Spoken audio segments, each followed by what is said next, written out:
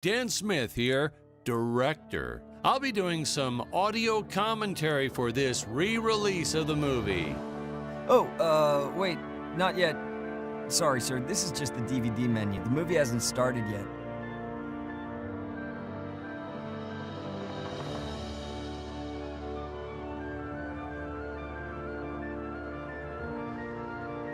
Well, I see you dug up the original movie poster. Oh boy, that takes me back. We digitally cleaned up the old 35 millimeters. Much nicer now, huh? Yeah, well, actually, I hadn't noticed. It looks all right. I can never figure out all these DVD options. I tell you, watching movies has become...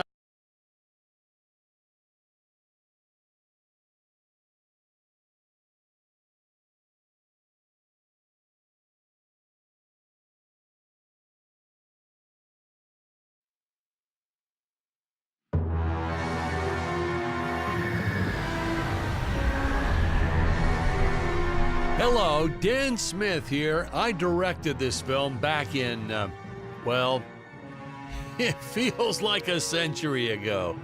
Yeah. The studio asked me to provide a commentary track for the DVD release. And wham! Straight into the action. No fluff or anything. That's what we did back then. Crash-landed ship. Out pops our hero, the fearless Dick Starspeed.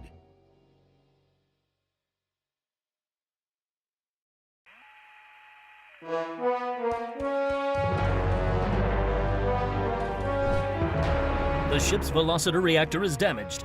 I believe that I am stranded on an alien planet. Played, of course, by actor Jonathan Digby.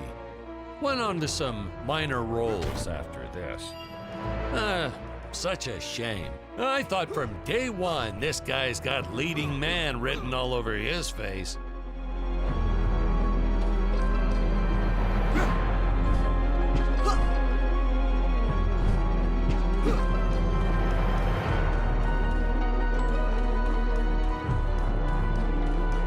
I'm often asked why Dick breaks these boxes. He actually ad-libbed it. I told Jonathan, always keep things exciting.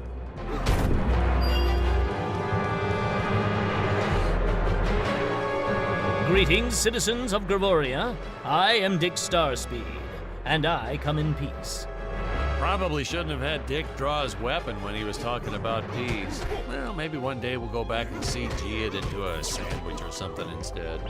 Ah, just kidding. And this is what people pay to see. A no-name middle-aged B-list actor duking it out with stuntmen in costumes. Such stunning choreography. Now the extras in those robot suits really knew how to take a punch. Oh, literally. I told Jonathan not to hold back. Give it all to him. Kick him in the nuts and bolts.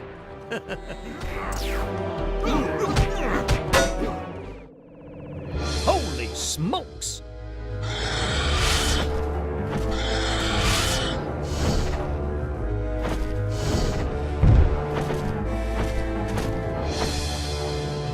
If I land squarely on that grain silo, I should survive this fall unscathed. Well, I shouldn't say this now, but you could actually see the strings if you squinted hard enough. A screenwriting trick from back in the old days. You put a grain silo or some haystacks down and it solves all your gravity-related problems.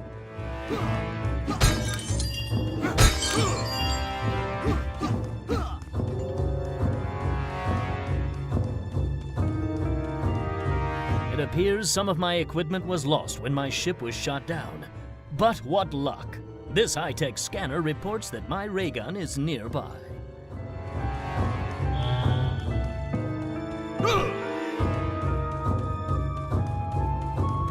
Oh, the dinosaurs! You just don't see quality stop motion like this anymore, do you? Someone actually sat there and moved them, frame by frame. Today, it'd be done with computers, but where's the artistry in that?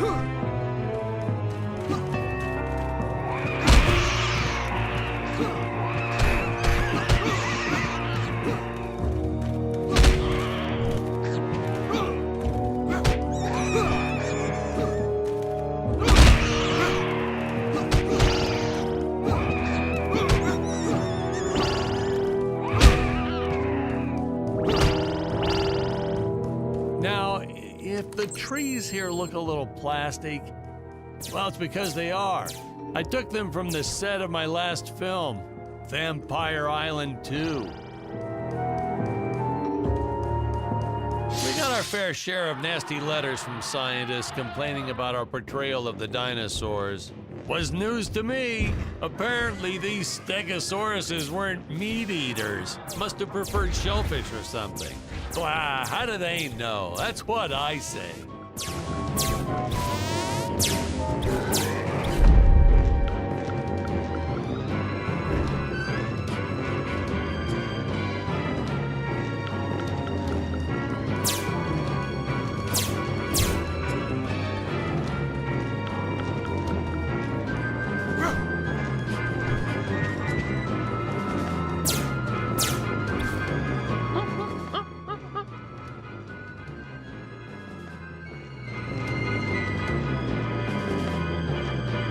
As usual, the local population is defenseless. That's where our hero steps in and saves the day.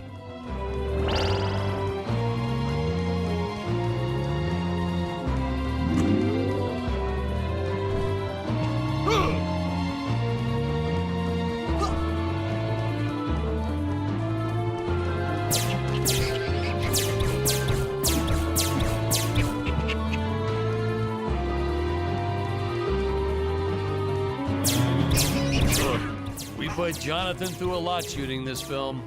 He wasn't the best actor, especially when reacting to getting hit. He's what you call a flincher.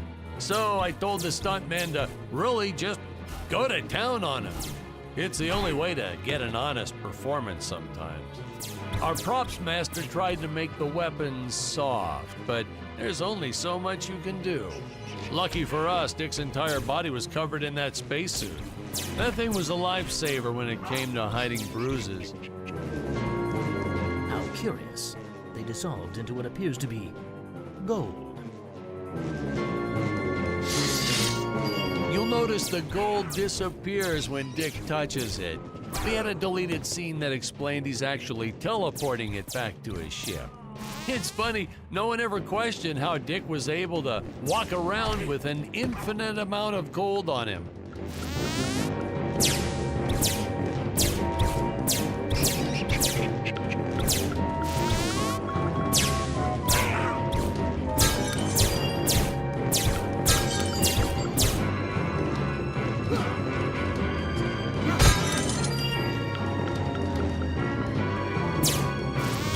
We had to redo these shots. Our first attempt was kind of a disaster. We tried using real apes, thought it'd cut down on the costume budget a bit. But have you ever tried working with apes? They are the worst actors ever.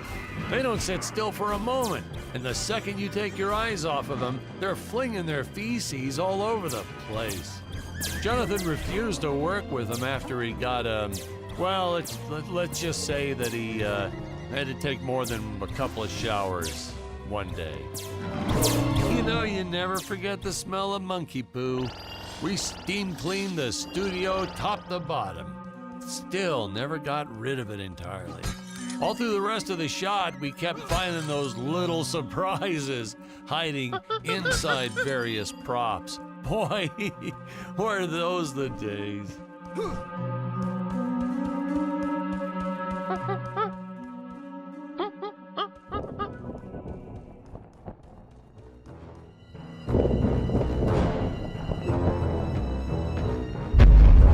Some really top-notch stop-motion effects, huh? Unfortunately, we skimped on the Dick Starspeed puppet a little.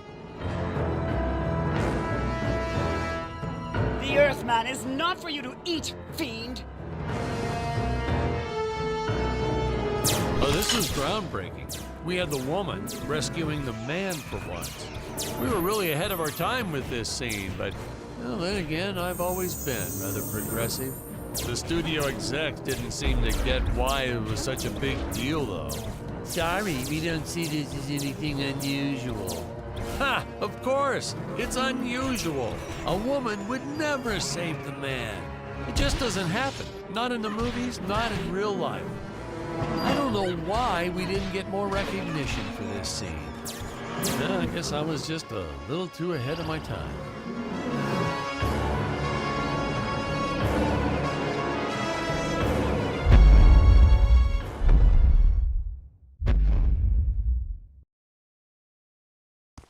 Thank you for saving me, strange woman. What is your name? I am the magnificent Scarlet Nova.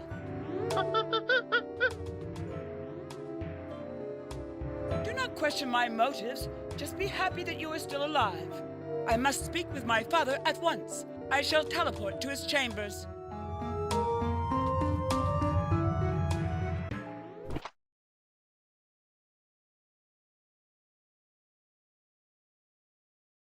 So we'll be seeing our first example of teleportation being used by Scarlet right here. As soon as this current shot ends... Huh? Where is this place? This is not my father's chambers. You have disobeyed me for the final time, Scarlet.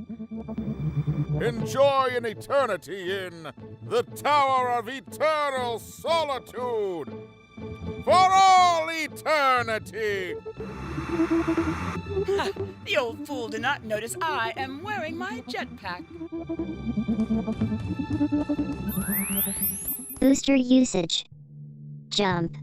Wait. Wait. Use booster. Survive deadly fall.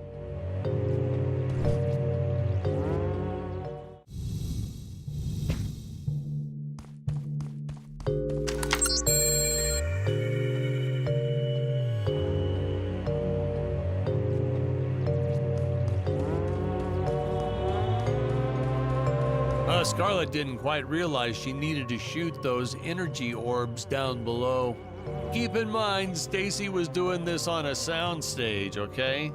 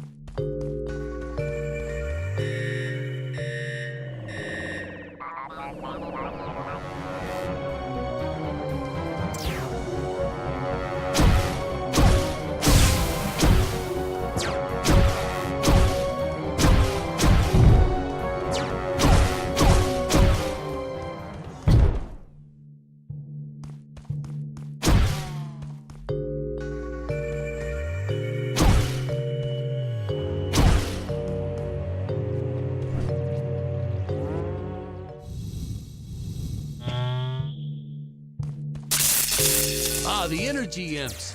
Such a neat effect. We had to paint each movement frame by frame and superimpose it into live footage. We were pulling all-nighters for weeks. Well, when I said we, I meant the artist. I'm pretty much useless if I don't get a solid 10 hours a night.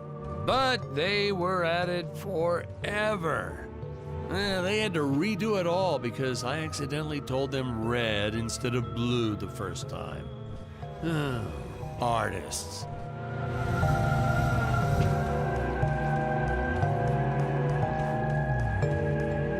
Curses! My father revoked my access to the teleport terminals. I shall only be able to utilize the ones I activate manually.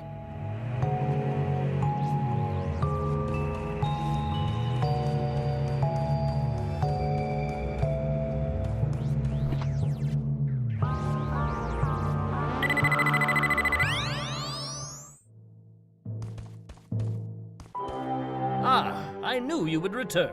Puny Earthman, you shall help me overthrow the Emperor.